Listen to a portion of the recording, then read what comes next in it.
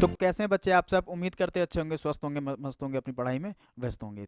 जैसे कि कुछ बच्चों के डाउट्स थे किस चीज़ को लेके कि सर जैसे मैं क्लास 11th में हूँ तो क्या मैं एनडीए को भर सकता हूँ? सर मिनिमम हाइट की रिक्वायरमेंट क्या है? सर और भी काफ़ी सारी चीज़ें हैं जो अभी हम लोगों को क्लियरिफाई नहीं है। सर मैंने वहाँ से वीडियो देखी थी तो उसमें ये बता रहा था, सर उसमें यहाँ से वीडियो देखी थी तो इसमें ये बता रहा था। सर एज का क्राइटेरिया क्या है? सर क्या इसमें रिजर्वेशन भी होता है? सर क्या मैं क्लास 12th में जाऊंगा तब इसको भर सकता हूँ? सर क्या मैं क्लास 12th का फर्स्ट वाला भर सकता हूँ? क्या मैं सेकंड वाला भर सकता हूँ? ठीक है, ये बहुत सारी डाउट्स हैं। सर मैं कौन से सब्जेक्ट लूँ 11th में जो कि मैं एनडीए में जाने के लिए अच्छे से मतलब मेरा हो जाए, कि उसमें एलिजिबल हो जाऊं मैं एनडीए में जाने के लिए? तो फिर मैं कौन से सब्जेक्ट लूं? सर क्या मैं बायो से कर सकता हूं? सर क्या मैं ये है? सर क्या वो है? ये सब ये सारी बातें यहाँ पे आज मिलेंगी। और मैं कोई ऐसी बात नहीं बताऊंगा जो आपके नोटिफिकेशन से अलग हो। ठीक है, मैं पूरे आपके नोटिफिकेशन में जो लिखा होगा उसी को मैं लेके आया हूँ। हाँ, जो नोटिफिकेशन पेज है वो 117 पेजेस का है। ठीक है, 117 पेजेस को पूरा लाइन टू लाइन पढ़ना और आपको बताना ये पॉसिबल नहीं है। तो इस चीज़ को मैंने समराइज कर दी है। ठीक है, अभी तो मैंने कुछ पेजों में हाईलाइट कर दिए हैं। तो ऐसे ही, ऐसा नहीं कि आप लोग 117 पेज सारे देखेंगे, नहीं देखेंगे सारे ही पेज, पर थोड़ा थोड़ा करके। ठीक है, उसको डिटेल्ड में जानेंगे। देखिए इसकी कम से कम कुछ नहीं तो 6 7 या 5 वीडियो बनेंगी। ठीक है, बट आप ये ना सोचें कि मैं ये केवल व्यूज़ के लिए कर रहा हूँ। मैं ये उन बच्चों के लिए कर रहा हूँ जिसके मन में क्लियरिटी नहीं है कि मैं क्या करूँ तो ये एनडीए के लिए चीज़ें रहेंगी। क्योंकि बच्चा, पेपर देने से पहले आप पहले ये तो जानो कि यू आर एलिजिबल और नॉट फॉर डूइंग दिस। ठीक है, तो वो काम करने से पहले पहले ये जानो कि क्या मैं एलिजिबल हूँ कि नहीं हूँ। और awareness is a big thing in this world. ठीक है, अवेयरनेस आपकी होनी चाहिए किसी भी चीज़ को लेके। तो देखिए सबसे पहले मैं आपको बता दूं, ये जो मैं लाया हूँ ये जो उनकी ऑफिशियल वेबसाइट है यूपीएससी की, उसी से लेके आया हूँ। ठीक है, और इसको मैं डिस्क्रिप्शन बॉक्स में भी डलवा दूंगा। जो जो पॉइंट्स हाईलाइट हैं, ठीक है, वो उसमें आपको एज इट इज़ दिख जाएंगे। इसकी पीडीएफ आपको डिस्क्रिप्शन बॉक्स में लिंक इसका मिल जाएगा। और बता दूं, ये पीडीएफ जाके आप एज इट इज़ इनकी ऑफिशियल वेबसाइट से भी देख सकते हैं कि कैसे क्या चीज़ें हैं। तो इसमें जो मैंने मेन पॉइंट जो हाईलाइट किए हैं हम लोगों को केवल उसी को देखना है। तो देखिए सबसे पहले क्या है कि आप कैसे अप्लाई करेंगे। तो अप्लाई करने के लिए या तो इनकी आप ऑफिशियल वेबसाइट पे चले जाइए जो कि है upsconline.nic.in, या फिर आप यूनाइटेड लर्निंग .in की वेबसाइट पे चली जाइए। ये हमारी ऑफिशियल वेबसाइट है। ठीक है, इस ऑफिशियल वेबसाइट पे जाके आपकी अगर किसी पेपर से रिलेटेड कोई क्वेरी है, किसी चीज़ को लेके कुछ भी क्वेरी है, या आपको कोई नोट्स चाहिए, आपको बुक लेनी है, कुछ भी लेनी है, आपको फॉर्म भरना है, एनडीए का नोटिफिकेशन आते ही उस पर अपडेट हो जाता है, एनडीए का सीडीएस का रिजल्ट आते ही उस पर अपडेट हो जाता है, एनीथिंग एल्स आप वहाँ पे जाके आप वहाँ पे चेकआउट कर सकते हैं कि कैसे क्या है। ठीक है, अब देखिए, तो उसके बाद आती है ओटीआर। ठीक है, अब ओटीआर क्या होता है? तो ओटीआर होता है हमारा वन टाइम रजिस्ट्रेशन। ठीक है, अब ये क्या एक नई बला है? तो बच्चा देखो, अब क्या होता था इससे पहले जब ओटीआर नहीं था, तो क्या होता था जब भी फॉर्म आता था तो बच्चे को, जितने भी बच्चे थे सबको पूरी डिटेल भरनी पड़ती थी। अब पूरी डिटेल भरने पे क्या चीज़ होता है ये आपको भी पता है और ये मैं मैथ में भी बताता हूँ, जितना ज़्यादा काम उतने ज़्यादा गलती होने के चांसेस। तो क्या करते हैं मैथ में हम लोग, कैलकुलेशन को मिनिमाइज कर देते हैं ताकि गलती होने के चांसेस कम हो जाए। Same as it is OTR है। ओटीआर क्या करता है कि आपकी जो, अगर आप ओटीआर फिल कर देते हैं तो जो अगर कभी नोटिफिकेशन आता है, देखिए ये ओटीआर ना सभी के लिए होता है। ठीक है, सभी के लिए होता है कि जब भी कोई फॉर्म आएगा आप अगर खोलोगे तो आपकी मैक्सिमम डिटेल्स वो भरी हुई आएंगी, कुछ ही डिटेल्स भरनी पड़ेंगी। ठीक है, और इसमें मैं आपको एक चीज़ और बता दूं कि जो ओटीआर होता है इसमें आप केवल एक बार मॉडिफिकेशन कर सकते हैं। ठीक है, केवल वन टाइम मॉडिफाई कर सकते हैं, उसमें भी डेट ऑफ बर्थ को लेके नहीं। तो बच्चा, जो भी आपकी डेट ऑफ बर्थ है उसको सही से देख के भरिएगा। ठीक है, और एक बात, काफ़ी बच्चों में क्या होता है, देखिए जब स्कूल में रजिस्ट्रेशन होता है तो कभी कभी मिस टाइप या मिस प्रिंट हो जाता है, तो उस चीज़ को स्कूल में रहते हुए अगर आप सुधार लेंगे तो ये आपके लिए ज़्यादा सही है। मतलब जो आपकी क्लास 10th में जो डेट ऑफ बर्थ हो वही 12th में भी जानी चाहिए। वैसे तो जाती वही है, बट कभी कभी बाई मिस्टेक कुछ ना कुछ गलतियां हो जाती हैं, तो उस चीज़ को आप ध्यान में वो रखिएगा कि डेट ऑफ बर्थ आपका सबसे बड़ा वेपन है, वो गलत नहीं होना चाहिए। तो पहला पेज आई होप कि आपको पूरा अच्छे से समझ तो में देखिए नेक्स्ट पेज पे क्या बोल रहा है, नेक्स्ट पेज पे हमारा क्या है, पेनल्टी फॉर रॉन्ग आंसर्स। अब ये रॉन्ग आंसर की कहानी क्या है सर? तो देखो बेटा, रॉन्ग आंसर की कहानी ये है, जैसे कि अभी हम लोग क्या करते हैं, स्कूल में जो भी आंसर्स लिख के आते हैं उसके नंबर हम लोगों को मिलते हैं, और अगर गलत भी है तो नंबर हमारे कटते नहीं हैं, ठीक है, बट उसके नंबर मिलते नहीं है। हाँ बेटा, खेल गए। तो देखो ये दोनों चीजें अलग अलग हैं, दोनों चीजें अलग अलग है, कैसे हैं समझो। जैसे कि मैंने मान के चलिए हमारे स्कूल में 10 एमसीक्यू का पेपर हुआ, ठीक है, 10 एमसीक्यू बोले तो एक पेपर हुआ जिसमें 10 एमसीक्यूज आए हैं। अब 10 एमसीक्यूज आए हैं और हर एक क्वेश्चन 1 मार्क्स का है, 10 मार्क्स का पेपर है। मैंने क्या किया, 10 क्वेश्चन अटेम्प्ट किए। अब 10 क्वेश्चन अटेम्प्ट किए और उसमें मेरे 2 क्वेश्चन गलत हो गए, 2 क्वेश्चन गलत हो गए, सिंपली हमको क्या होगा, कितना मिल जाएगा, 8 नंबर मिल जाएगा। बट जहां पे हमारी नेगेटिव मार्किंग आती है, मान के चलिए 1/4 भी नेगेटिव मार्किंग अगर है, तो इसका मतलब क्या हो गया, देखिए 10 क्वेश्चन किए, 2 क्वेश्चन हमारे गलत हो गए, 2 क्वेश्चन गलत हो गए, तो मतलब मिनिमम हम लोगों का 1 मार्क्स, 2 क्वेश्चन तो हटा ही दो पहले, तो कितने, 8 क्वेश्चन हो गए, 8 क्वेश्चन हो गए। अब 8 क्वेश्चन में 1/4 नेगेटिव मार्किंग है, 1/4 नेगेटिव मार्किंग का मतलब क्या हो गया, 0.25, इतने मार्क्स आपके और कटेंगे, ठीक है, इतने मार्क्स और कटेंगे, तो कितने के लिए, 2 के लिए, तो आपका 0.25 में 2 मतलब कितना, 25 दूना 50, 0.5 मार्क्स आपके और कट गए, फिर जो नंबर आएंगे आपके वो नंबर आएंगे। बट अगर मैं यहाँ एनडीए की बात करूं तो एनडीए में नेगेटिव मार्किंग होती है 1/3, 1/3 बोले तो 0.33, मतलब मान के चलिए कि एनडीए का पेपर में आपने 100 नंबर का पेपर हुआ, मैं एक एग्जांपल लेके बोल रहा हूँ, 100 नंबर का पेपर हुआ, 100 ही क्वेश्चन है, ठीक है, मैं ये लेके चल रहा हूँ।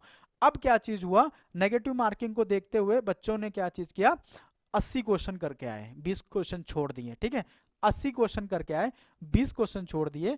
अब इस 80 में क्या चीज हुआ कि हमारे 21 क्वेश्चन गलत हो गए, 21 गलत हो गए या 20 गलत हो गए, कुछ भी ले सकते हैं, मान के चलिए 21 क्वेश्चन गलत हो गए, क्योंकि 3 से डिविजिबल भी है, इसीलिए मैंने समझाने के लिए लिया, आसान पड़ेगा।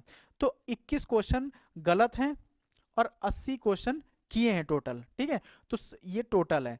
अब इस टोटल में से पहले 21 तो हटा ही दो क्योंकि वो गलत हैं, जब 21 आप हटाओगे तो क्या आ जाएगा, 9 आ जाएगा, और 7 में से 2 5, मतलब आपके 59 क्वेश्चन सही हैं। बट आपका नेगेटिव मार्किंग भी वो इन्वॉल्व है इसमें, मतलब क्या हुआ कि इसका 1/3 मतलब 7 क्वेश्चन, 7 सही क्वेश्चन और कट जाएंगे, जब 7 सही क्वेश्चन और कट जाएंगे तो आपका टोटल कितना बन जाएगा, 52 मार्क्स, ठीक है।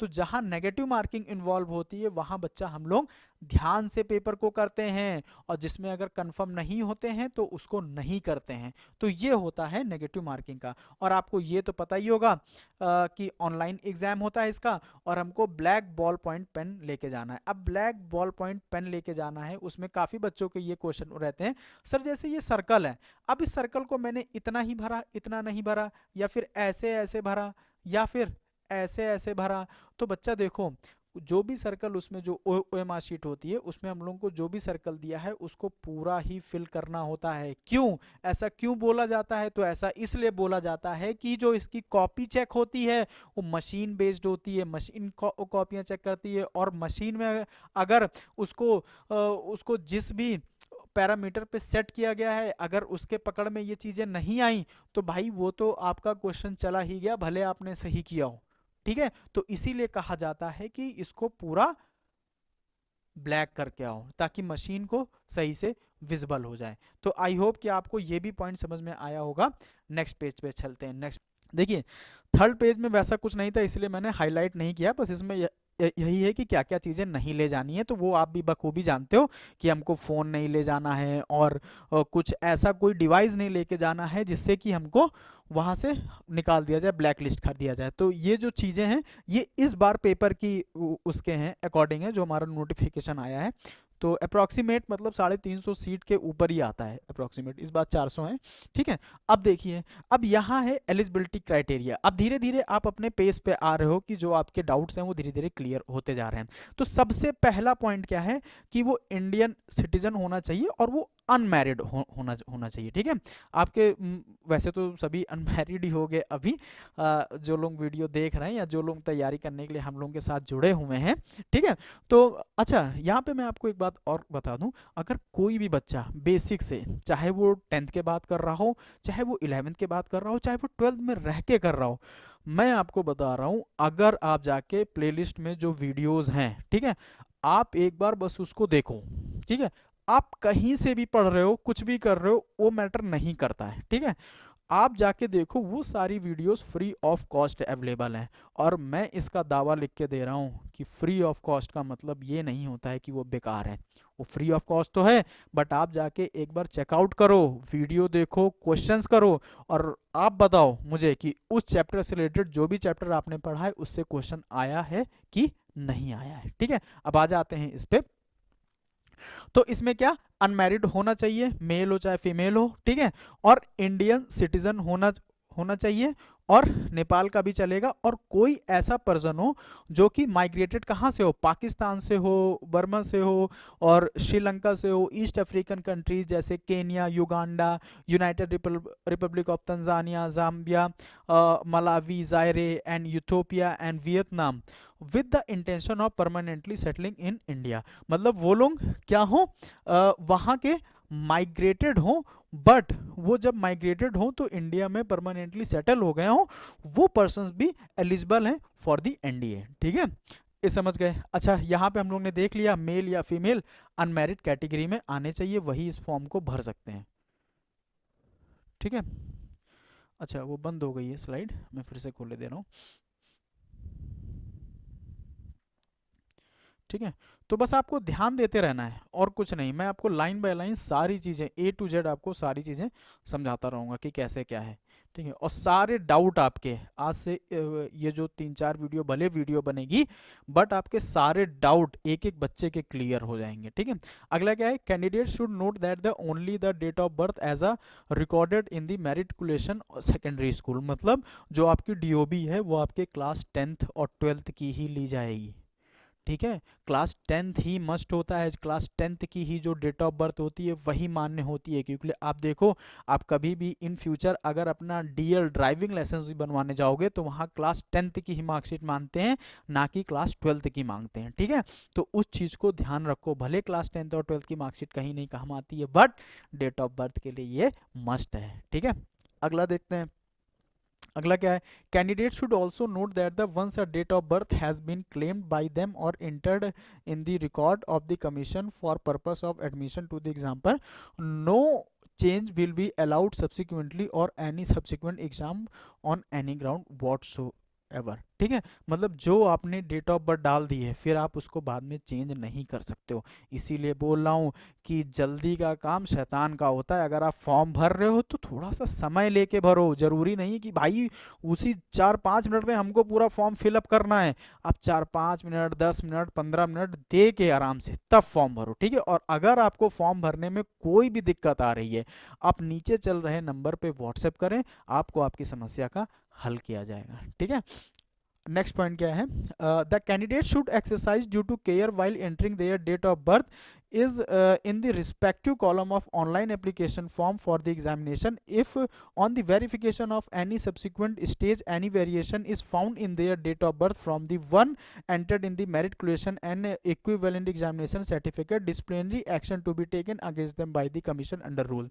मतलब अगर आपकी जो डेट ऑफ बर्थ झूठी पाई गई या फिर गलत हुई तो उस चीज़ के लिए केवल आप जिम्मेदार होगे, ठीक है। और काफ़ी बच्चे होते हैं ना कि मतलब एनडीए का पेपर देने के लिए फिर से अपनी डेट ऑफ बर्थ पीछे कराते हैं या दूसरी बार वो कर लेते हैं। तो देखो बेटा, सबका एक ही फंडा होता है, अगर आप पकड़े नहीं गए तब तो आप हीरो हो, लेकिन अगर पकड़ लिए गए ना तो भाई सूद दे जाओगे कायदे से, ठीक है। तो वैसा काम ही हम लोगों को नहीं करना है जिससे कि हमको आने वाले भविष्य में हमारे लिए कोई दिक्कत खड़ी करे, ठीक है। जो भी काम करना है फेयर करना है। वाई?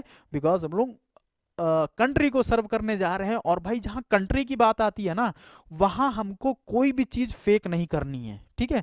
ईच एंड एवरीथिंग पूरी ट्रांसपेरेंट होनी चाहिए, ठीक है। हर एक चीज, कोई भी चीज ऐसे धोखेबाजी वाली नहीं होनी चाहिए।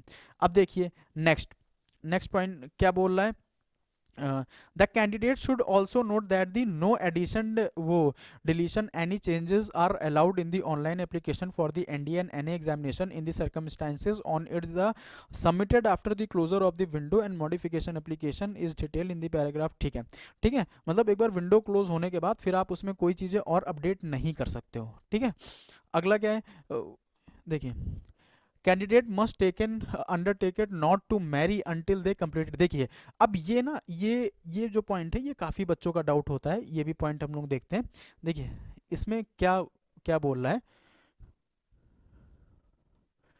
Candidate must undertaken not to marry until they completed their full training. मतलब ट्रेनिंग के पहले तक आप शादी नहीं नहीं कर सकते हो, ठीक है। तो भाई साहब जिसको भी जल्दी हो ना वो थोड़ा सा पॉज लगाना, ट्रेनिंग को पूरी हो जाने देना, जो भी आपकी 4 साल की होती है, ठीक है। तो ट्रेनिंग को पूरे हो जाने दो। 4 साल में केवल ट्रेनिंग ही नहीं होती है, 4 साल में आपका जो इधर ग्रेजुएशन है वो भी होता है, मतलब ठीक है। तो ट्रेनिंग के पहले आप शादी नहीं कर सकते हो। और then a candidate who marriage subsequent to the date of application through the successful at this और any subsequent examination will not selected for training, ठीक है। अगर आपने मतलब पहले ही शादी कर ली है, भले आप पास हो, आप मेरिट इन हो, आपकी AIR आई है, उसका कोई फायदा नहीं होगा अगर आपने शादी कर ली है, ठीक है। A candidate who marries during the training shall be discharged and will be liable to refund the expenditure incurred on him by the government। ये एक बहुत अच्छा पॉइंट इन्होंने बताया है, क्या कि अगर किसी बच्चे ने ट्रेनिंग के दौरान ही शादी कर ली तो देखिए फिर मैं बोल रहा हूं, या वही कहानी आती है कि अगर आप पकड़े नहीं गए हो तो आपकी पिक्चर हिट है, और अगर आप पकड़ लिए गए हो तो आप पिट गए, ठीक है। तो पकड़ना वाली नौबत ही ना आए भाई, क्योंकि आप ये भी जानते हो ना कि आपकी सक्सेस से मतलब जलने वाले काफी लोग होते हैं, तो कहीं ना कहीं से अगर बात पहुंच गई ना तो लेने के देने पड़ जाएंगे। तो इसमें क्या लिखा है कि अगर आपने ट्रेनिंग के दौरान भी शादी कर ली है ना तब आपको निकाला तो जाएगा ही, है ना, that is another thing. But आप पे अब तक का जितना खर्चा हुआ है ना गवर्नमेंट के द्वारा वो सब भी आपको देना पड़ेगा। तो भाई बात यहां हो जाती है कि थोड़े से दिन के लिए ना आपको लेने का देना पड़ जाएगा, तो ऐसा काम करें ही मत। नेक्स्ट क्या बोल रहा है, हाँ अब ये भी एक बड़ा ही इंपॉर्टेंट पॉइंट है कि हमारी एजुकेशनल क्वालिफिकेशंस क्या होनी चाहिए फॉर दी मतलब डिफरेंट विंग्स के लिए। तो देखिए सबसे पहले अगर मैं बात करूं आर्मी विंग के लिए, ठीक है, ये सारी बातें एनडीए के लिए हैं। आर्मी विंग के लिए अगर मैं बात करूं तो आर्मी के लिए हमारा 12th क्लास में क्या होना होना चाहिए, पैटर्न टू द स्कूल और इक्विवेलेंट एग्जामिनेशन कंडक्टेड बाई, वो कुछ नहीं बोलते हैं, वो बस यही बोलते हैं कि आपका 10+2 किसी भी बोर्ड से आप पास होने चाहिए, दैट इज, ठीक है, केवल और केवल पास होने चाहिए।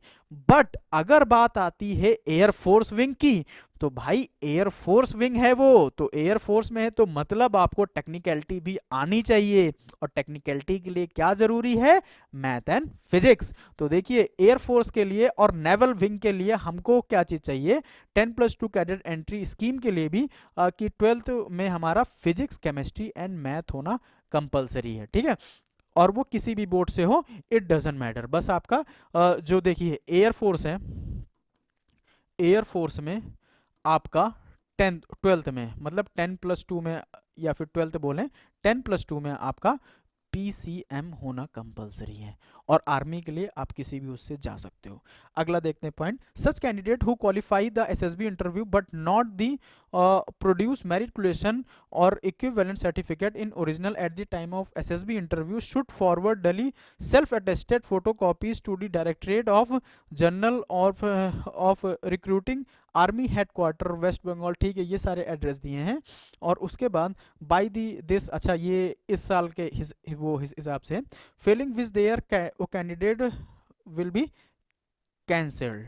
ठीक है, तो बच्चा इसमें एक बात और क्लियर हो गई कि अगर एसएसबी के समय आपके पास 10+2 के सर्टिफिकेट नहीं है, 12th के सर्टिफिकेट नहीं है, तो आपको हटाया नहीं जाएगा। वो भी कुछ टाइम देते हैं कि क्योंकि देखिए अगर आप में OLQs हैं, ऑफिसर लाइक क्वालिटी हैं, तो भाई उनको भी एक बढ़िया बंदे की जरूरत है।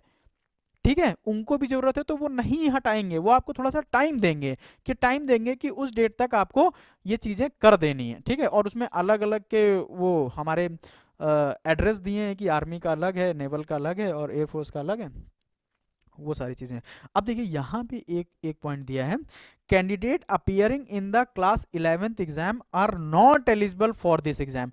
तो इस बात को बेटा, यही बात थी जो कुछ लोगों को डाउट थी कि सर क्या मैं 11th में हूं और मैं क्या पेपर दे सकता हूं। सर मैंने वहां से ये वीडियो देखी थी, उसमें तो बोल रहा था मैं नहीं दे सकता और इसमें तो बोल रहा था मैं दे सकता हूं। तो बेटा देखो, ये जो नोटिफिकेशन है ये किसी के द्वारा नहीं है, ये यूपीएससी के द्वारा है जो कि एनडीए कंडक्ट कराती है। तो उसी बॉडी ने क्या क्या कहा है, ये वहीं का नोटिफिकेशन है कि कोई भी बच्चा है जो कि 11th क्लास में अपियरिंग है, 11th क्लास में है, वो एनडीए का एग्जाम नहीं दे सकता है। अब इसके पीछे रीजन क्या है, तो बच्चा सुनो, इसके पीछे रीजन यही है कि अगर आप एसएसबी जाते भी हो तो आपको क्लास 12th का जो रिजल्ट है वो आपको 1 साल बाद मिलेगा। ठीक है, और उतना टाइम नहीं देगी। ठीक है, कि आपने 11th में क्वालिफाई कर लिया फिर आपके लिए वो बैठी है वेट कर रही है, भाई उतने में तो काफी लोग आके एसएसबी दे के और सेलेक्ट होके चले जाएंगे। ठीक है, तो अगर आपके अंदर गट्स है ना, तो उस गट्स को कुछ दिन बचा के रखो और बचा के रखो, और जब आपका टाइम आए ना तो आप फर्स्ट अटेम्प्ट में फोड़ दो और कोशिश ये करो अगर AIR आ जाए अंडर 100 तो भाई क्या ही कहना, वो एक कहावत है ना, सोने पे सुहागा, तब वही हो जाएगा। ठीक है, तो ये पॉइंट आई होप कि आपको समझ में आ गया होगा। नेक्स्ट देखते हैं, नेक्स्ट पेज क्या कहता है। ठीक है, नेक्स्ट पेज ये कहता है दोस कैंडिडेट, अच्छा ये तो कोई इंपॉर्टेंट नहीं है, जो अंडरलाइन है, those candidate who have failed CPSS PABT earlier are now eligible for the Air Force in the ground duty branches if they are fill any wings। देखिए अब ये क्या है, जो CPSS या PABT में अगर फेल हैं तो वो एयरफोर्स में जो होता है, इसमें वो टेस्ट जो होते हैं, अगर उसमें फेल हैं तो अब आप एयरफोर्स में जीडी के लिए मतलब ग्राउंड ड्यूटी के लिए एलिजिबल हैं। ठीक है, बट आपने फॉर्म भरते समय अपनी इच्छा अनुसार उसको ऑप्ट किया हो कि हाँ हम लोग जीडी को ऑप्ट कर सकते हैं।